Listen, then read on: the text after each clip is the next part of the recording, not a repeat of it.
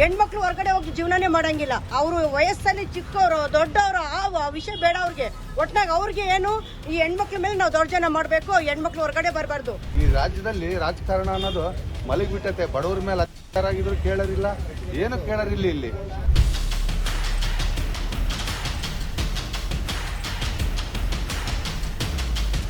ರಾಜ್ಯವನ್ನು ಆಳ್ತಿರುವಂಥ ಸರ್ಕಾರ ನಿದ್ದೆ ಮಾಡ್ತೈತೆ. ಅಧಿಕಾರಕ್ಕಾಗಿ ಬರಲಾಡ್ತಿದ್ದಾರೆ ವಿನಃ ಈ ರಾಜ್ಯದಲ್ಲಿ ಬಡವರು ಏನಾಗ್ತಾ ಇದ್ದಾರೆ, ಕಾರ್ಮಿಕರು ಏನಾಗ್ತಾ ಇದ್ದಾರೆ, ಶೋಷಣೆಗೆ ಒಳಪಟ್ಟವರು ಏನಾಗ್ತಾ ಇದ್ದಾರೆ, ಅವರು ಬದುಕಿದಾರೋ ಸತ್ತೋಗಿದಾರೋ ಯಾವ ವಿಚಾರಗಳು ಕೂಡ ಇವತ್ತು ರಾಜ್ಯ ಸರ್ಕಾರದ ಮುಂದೆ ಇಲ್ಲ. ದಲಿತರು ಆದಿವಾಸಿಗಳು ಪ್ಯಾಂಟ್ ಹಾಕೋತಾರೆ, ಬೈಕ್ ಓಡಿಸ್ತಾರೆ, ತುಪ್ಪ ತಿಂತಾರೆ, ಒಳ್ಳೆ ಬಟ್ಟೆ ಹಾಕೋತಾರೆ ಅನ್ನೋ ಕಾರಣಕ್ಕೆ ಅವ್ರನ್ನ ಹೊಡ್ತಾ ಇದ್ದಾರೆ, ಸಾಯಿಸ್ತಾ ಇದ್ದಾರೆ. ನಾವೇನೋ ತಲೆ ತರ ಖಂಡಿತವಾಗಿ ಹಾಕಿದ್ರೆ ಓಟ್ ಅವರಿಗೆ, ಬಟ್ ಅವ್ರಿಗೆ ನಾಚಿಕೆ ಆಗಲ್ವಾ? ಅವ್ರಿಗೆ ಹೇಳ್ತಿರಲ್ಲ, ಅವರಿಗೆ ಇನ್ನೂ ಆಗಿಲ್ಲ ಅಂತಂದ್ರೆ ಸಿಂಧಿ ಆಯಕ್ಕೆ ಹೋದಂಥ ಬುಡುಗ ಜಂಗಮದ ಜನಾಂಗದ ಇಬ್ಬರು ಅಪ್ರಾಪ್ತ ವಯಸ್ಸಿನ ಬಾಲಿಕೆಯರ ಮೇಲೆ ಅಮಾನುಷವಾಗಿ ನಡೆಸಿ ಕೊಲೆ ಮಾಡಿ 15 ದಿನ ಆದರೂ ಕೂಡ ಇವತ್ತಿಗೂ ಕೂಡ ಆರೋಪಿಗಳು ಯಾರು ಅಂಥೇಳಿ ಐಡೆಂಟಿಫಿಕೇಶನ್ ಮಾಡೋದ್ರಲ್ಲಿ ಯಾದಗಿರಿ ಪೊಲೀಸರು ಸಂಪೂರ್ಣವಾಗಿ ವಿಫಲ ಆಗಿದ್ದಾರೆ. ರಾಜ್ಯವನ್ನು ಆಳ್ತಿರುವಂಥ ಸರ್ಕಾರ ನಿದ್ದೆ ಮಾಡ್ತೈತೆ. ಯಾಕೆ ಅಂತ ಹೇಳಿದ್ರೆ ಅಧಿಕಾರಕ್ಕಾಗಿ ಬರಲಾಡ್ತಿದ್ದಾರೆ ವಿನಃ ಈ ರಾಜ್ಯದಲ್ಲಿ ಬಡವರು ಏನಾಗ್ತಾ ಇದ್ದಾರೆ, ಕಾರ್ಮಿಕರು ಏನಾಗ್ತಾ ಇದ್ದಾರೆ, ಶೋಷಣೆಗೆ ಒಳಪಟ್ಟವರು ಏನಾಗ್ತಾ ಇದ್ದಾರೆ, ಅವರು ಬದುಕಿದಾರೋ ಸತ್ತೋಗಿದಾರೋ ಯಾವ ವಿಚಾರಗಳು ಕೂಡ ಇವತ್ತು ರಾಜ್ಯ ಸರ್ಕಾರದ ಮುಂದೆ ಇಲ್ಲ ಅನ್ನೋದಕ್ಕೆ ಇದೊಂದೇ ಉದಾಹರಣೆ. 15 ದಿನ ಬೇಕು ಆರೋಪಿಗಳನ್ನು ಪತ್ತೆ ಮಾಡಿ ಹಿಡಿಯೋದಕ್ಕೆ. ಸರ್ಕಾರ ಮತ್ತು ಅಧಿಕಾರಿಗಳು ಎಷ್ಟು ಮಟ್ಟಿಗೆ ಇವತ್ತು ಬೇಜವಾಬ್ದಾರಿಯಿಂದ ನಡ್ಕೊಳ್ತಿದ್ದಾರೆ ಅನ್ನೋದಕ್ಕೆ ಈ ಘಟನೆನೇ ಉದಾಹರಣೆ. ಈ ಒಂದು ಪ್ರಕರಣವನ್ನು ಇಟ್ಕೊಂಡು ಇಡೀ ರಾಜ್ಯಾದ್ಯಂತ ಇವತ್ತು ಹೋರಾಟಗಳು ನಡೀತಾ ಇದೆ, ಪ್ರತಿಭಟನೆಗಳು ನಡೀತಾ ಇದೆ. ಈ ಒಂದು ಪ್ರತಿಭಟನೆ ಸರ್ಕಾರಕ್ಕೆ ಮುಟ್ಟಬೇಕು, ಸರ್ಕಾರ ಜಾಗೃತಿ ಆಗಬೇಕು.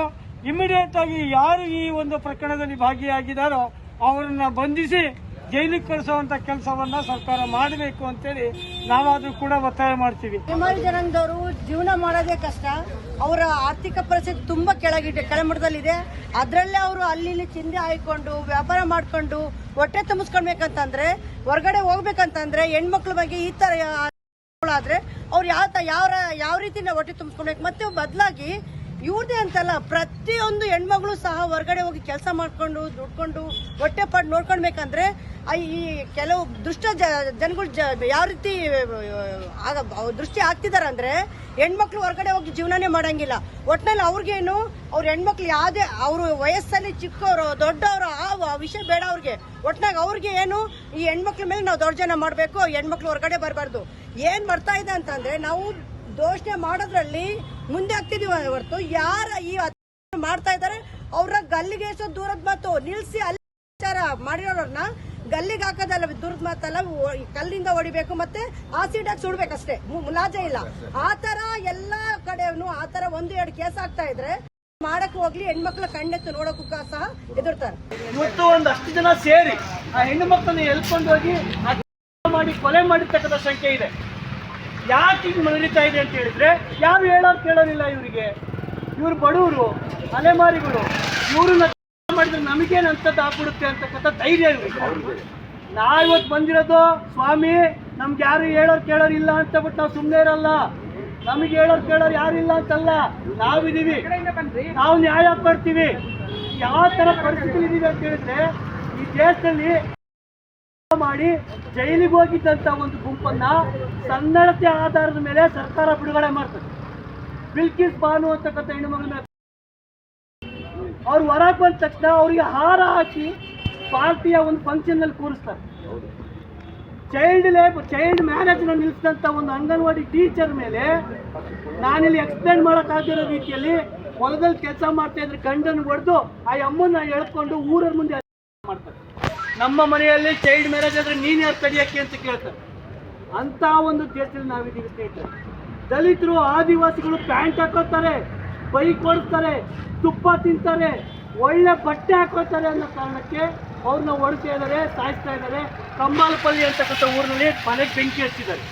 ತಮಿಳ್ನಾಡಲ್ಲಿ ಮನೆಗೆ ಬೆಂಕಿ ಹಚ್ಚಿದಾಗ ನಾನು ಸತ್ತೋಗ್ಬಿಡ್ತೀನಿ, ನನ್ನ ಮಗು ಆದ್ರೂ ಬದುಕಿ ಅಂತ ತಾಯಿ ಗುಡಿಸಿಂದ ಮನೆಯನ್ನು ಮಗುವನ್ನು ಹೊರಗೆಸಿದ್ರೆ ಆ ಮಗುವನ್ನು ಮತ್ತೆ ಹಿಡಿದು ಒಳಗಡೆ ಹಾಕಿ ಬೆಂಕಿ ಹಚ್ತಾರೆ.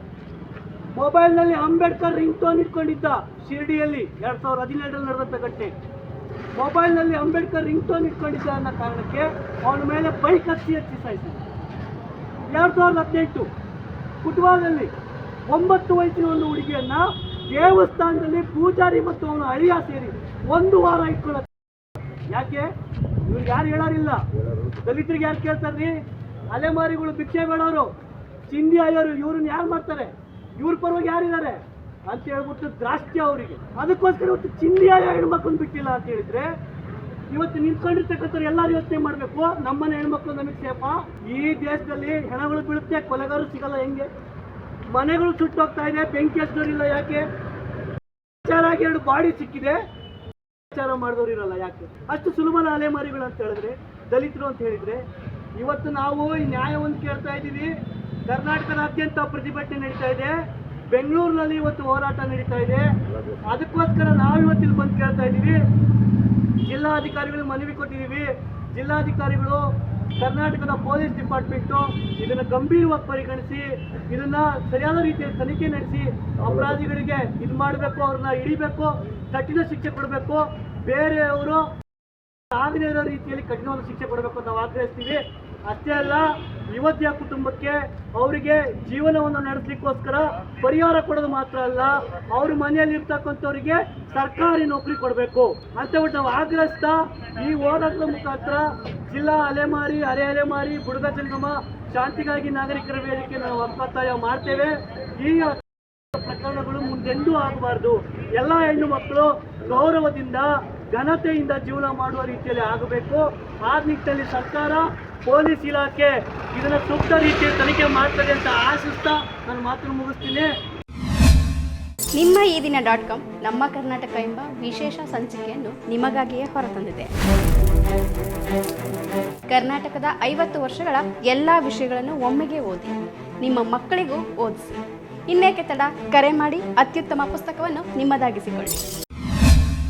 ನಾವು ನಮ್ಮ ಮಕ್ಕಳು ಸೇಫ, ನಾವು ಹೆಂಗೆ ಹೊರಗಡೆ ನಮ್ಮ ಮಕ್ಕಳು ಬಿಡೋದು? ನಾವು ಕೂಡ ಇವತ್ತು ತುಂಬಾ ಜಾಗೃತರಾಗಬೇಕಾಗುತ್ತೆ ಇಂಥ ವಿಚಾರಗಳಲ್ಲಿ. ಇಂಥ ಮಾಡಿದಂಥ ಯಾರು ನನ್ನ ಮಕ್ಕಳಿದಾರ ಅಂತ ಹಿಡ್ಕೊಂಡು ಗಲ್ಲಿಗಾಕಂತ ಕೆಲಸ ಮಾಡಬೇಕು ಫಸ್ಟು.